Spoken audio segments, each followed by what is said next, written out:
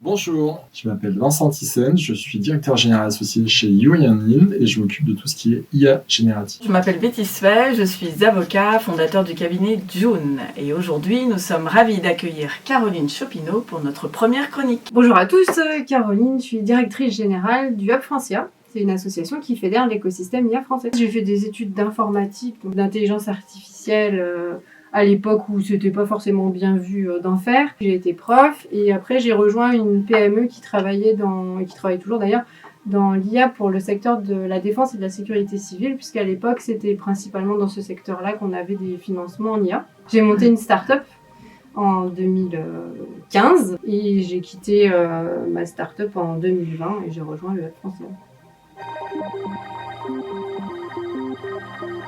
Alors, le Hub Francia, sa mission principale aujourd'hui, c'est d'accompagner les entreprises pour passer à l'IA. Et tout ça dans une démarche très éthique, responsable et souveraine de l'application de l'IA. Et pour ça, on produit principalement des livrables à destination de la communauté dans une démarche très open source pour proposer du contenu qui va aider les entreprises à s'approprier l'IA. On a un peu plus de 130 membres. Ça va être principalement des entreprises, des institutions. On a quelques cabinets d'avocats, dont le cabinet June, que je remercie d'être membre de l'association.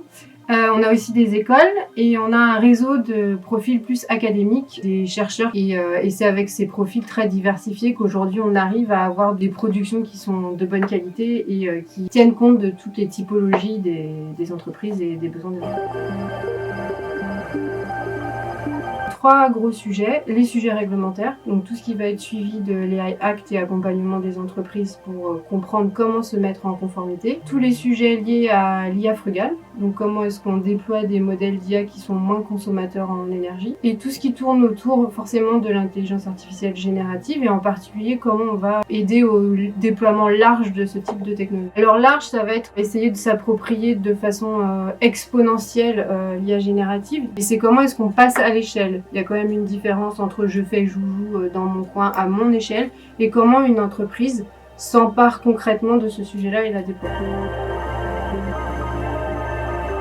C'est un cas d'usage d'une boulangerie qui utilise l'IA pour gérer ses stocks et limiter les pertes. Et à chaque fois, ça a été des collaborations entre une PME utilisatrice de l'IA et un fournisseur de solutions ou de services qui est expert du sujet d'intelligence artificielle et de gestion de la donnée. Et c'est ces binômes un peu gagnants qui font qu'en 3 mois, on arrive à avoir des projets à forte valeur ajoutée. C'est vraiment d'identifier quel est l'apport du déploiement de ce type de technologie dans l'entreprise et essayer d'identifier tous les endroits où on pourrait déployer ce type de projet. Alors, en impliquant les gens du métier. Il y a aussi une tendance à se dire que l'IA c'est vraiment pour les équipes techniques. Aujourd'hui, avec l'IA générative, ce qui est impressionnant et accélérateur, c'est que ça devient effectivement transversal. Il y en a qui sont pareil avec des niveaux de maturité qui sont assez différents. Il y en a, ça fait déjà un bon moment qu'ils se sont posé la question de l'impact de l'IAG sur les collaborateurs, les problématiques de je vais perdre mon emploi. Donc il y a des vrais besoins de formation. Donc il y a des entreprises qui ont commencé à lancer des plans de formation en interne pour que tout collaborateur puisse s'approprier l'IA. Il y en a d'autres, ils sont à un stade où il y a une réticence en interne qui est toujours là et ils ont du mal à passer. La réticence, elle vient du fait que les gens ne comprennent pas forcément ce que c'est que l'intelligence artificielle et n'ont pas forcément compris les risques. Identifier le retour sur investissement de lancer un projet d'intelligence artificielle, c'est quelle est la valeur ajoutée avant même de se lancer. Lancer tout de suite at scale, c'est-à-dire penser votre projet d'IA avec un déploiement à large échelle, Et enfin, former vos collaborateurs pour qu'ils puissent s'approprier l'IA et que vous ayez un déploiement qui soit vraiment total au sein de l'entreprise. C'est un projet qui arrive à son terme là. On a pendant plus d'1 an travaillé avec l'AFNOR sur la sensibilisation à la normalisation de l'IA.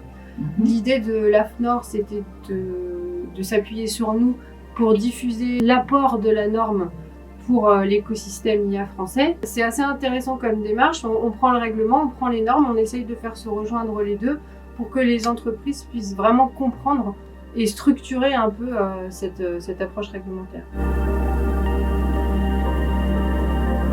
Moi, je vais aller plutôt orienter sur les usages qu'on pourrait faire de l'IA et la faisabilité de l'IA dans une entreprise et leur soumettre des partenaires de confiance. Il y a aujourd'hui 3 grands axes. Tout ce qui est mise en relation de l'offre et la demande, donc c'est-à-dire être capable d'impliquer toutes les parties prenantes d'un projet d'IA, les fournisseurs, les utilisateurs, mais aussi les cabinets d'avocats, les directions d'achat, pour faire en sorte qu'on ait tout le cadre qui va bien pour déployer un projet d'IA. Il y a tout ce qui est accompagnement de l'offre Deep Tech, donc c'est comment on accompagne les startups et comment on accompagne les entreprises pour qu'elles s'approprient l'IA et qu'elles puissent se développer face à la concurrence. Et il y a le troisième volet qui est la formation. Donc on a évoqué. Il y a des plans de financement qui existent. En Ile-de-France, on a un dispositif qui s'appelle le PAC-IA qui cible les PME et TI pour qu'elles puissent faire leur premier projet d'IA.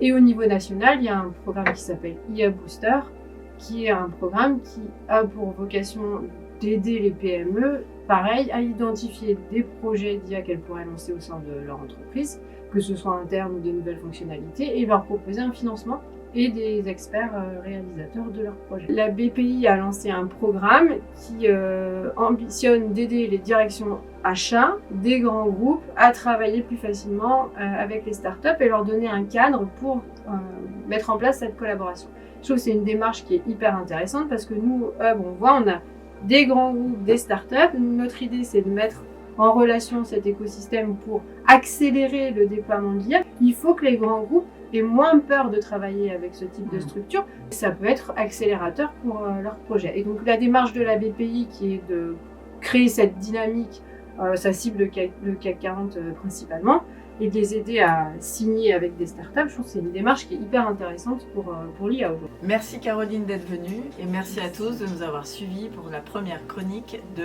Yuri et Betty. À bientôt. À bientôt.